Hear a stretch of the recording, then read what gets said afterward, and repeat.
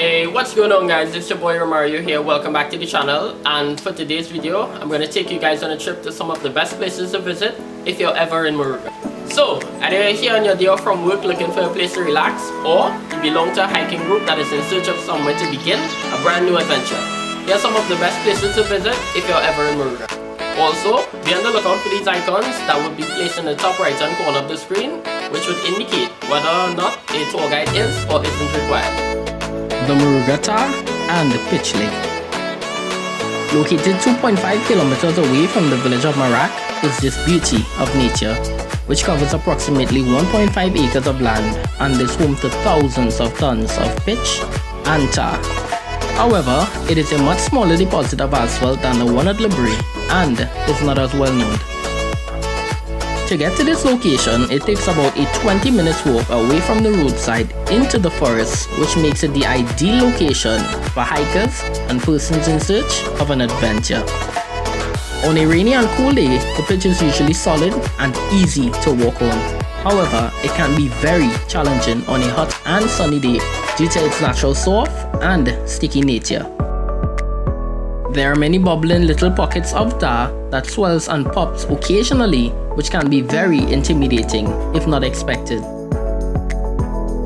Overall, as previously mentioned, it is an excellent location to visit if you belong to a hiking group or you and your friends are just in search of an adventure.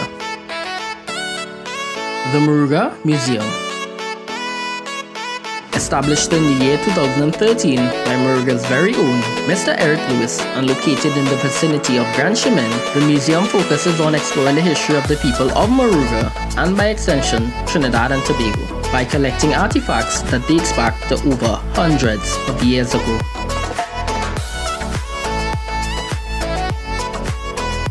It has also been awarded the Vatican Silver Medal by Pope Francis in the year 2014. If you love history like myself, or you're just interested in learning stuff about the past, this is definitely one of those places you need to check out if you're ever in the vicinity of Moruga. This museum is also split into two branches. One, the main branch that is located here in Grand Chemin, and the secondary branch that is located on the outskirts of the Rock River community.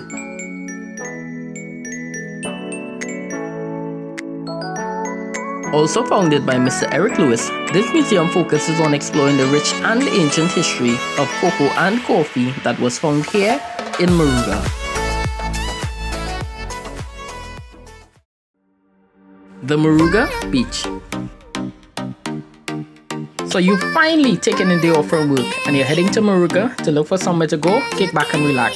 Then look no further than the Moruga Beach. Located only 700 meters away from the Moruga Museum is this ideal location for your full day of rest and relaxation.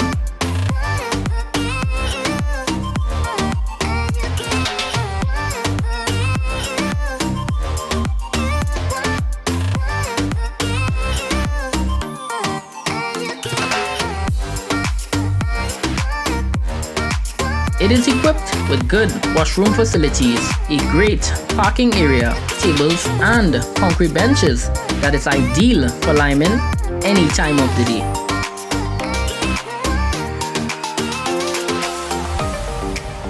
So, if you're ever in the area, don't hesitate to visit and bring along the entire family for a fun-filled and enjoyable day at the Moruga Beach. The Moruga Suspension Bridge. Located 2.5 kilometers away from the Moruga Beach and taking approximately 6 minutes driving and half an hour walking is this historical bridge.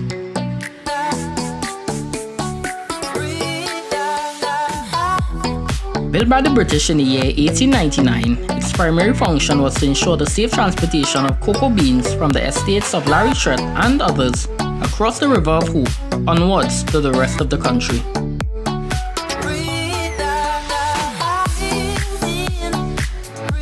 After the decline in cocoa beans, the bridge was still used for vehicular and pedestrian traffic as it serves the villagers of Larifine and facilitates the ease of transportation of produces from agricultural estates and also as a means of getting to the beautiful beach of Larry Trett, located only 950 meters away from the suspension bridge, which would take 4 minutes to get to driving and approximately 12 minutes via walking.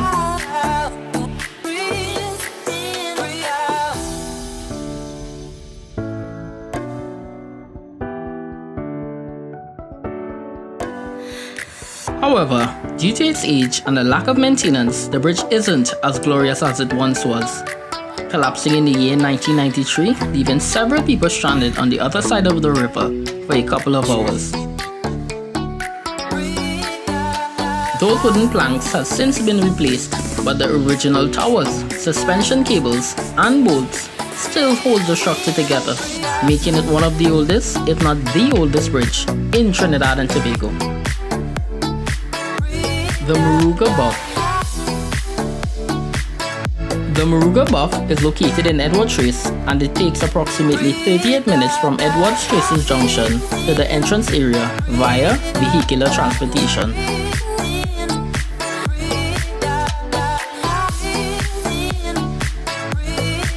And approximately 30 to 45 minutes of walking from the entrance area to the main location.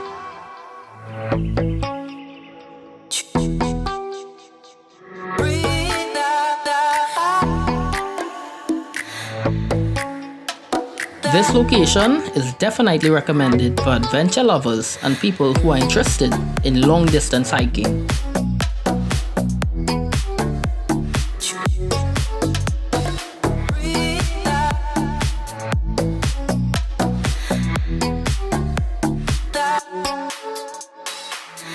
Once you've arrived at the location, you would see that there are over 52 mud volcanoes, all varying in sizes, with the largest being approximately 15 feet in height.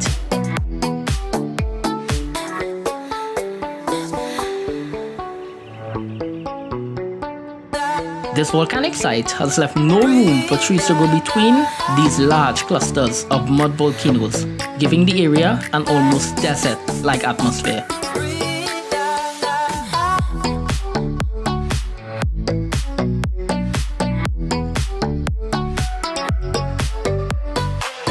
But as mentioned before, this is definitely the location for adventure lovers and people who are interested in long distance hiking.